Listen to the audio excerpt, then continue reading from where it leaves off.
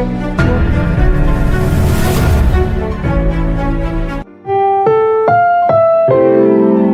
programang ito ay rated SPG. Striktong patnubay at gabay ng magulang ang kailangan. Maaaring may masiselang tema, lengguwahe, karahasan, sexual, horror o droga na hindi angkop sa Welcome back mga ka-episode. At narito mga dapat nating abangan dito nga lang sa Abot Kamay na Pangarap, kung saan nagkausap na naman nga ang mag-ama na si Annalyn at itong si Doc Tanyag. At dito nga nang sabi nga nito si Annalyn na namimiss niya na nga ang bonding nga nila sa Apex. Kaya tinanong nga siya nito ni Doc Tanyag kung gusto na nga ba nitong bumalik pa sa Apex. Kaya napapaisip na nga ito nga si Annalyn. Sa kabilang banda naman nga ay nasabi na nga nito ni Doc Enriquez na si Annalyn nga ang ipapadala dito nga kay Doc Hiroshi, subalit hinarang nga ito ni Doc Benitez. Papalis na nga rin ito ang sina Justin at ang ama nga nito, kaya naman pinipigilan na nga ito ni Giselle upang sa gayon makasama niya pa nga ito, at inaalok nga niya ito nga si Justin na sana nga raw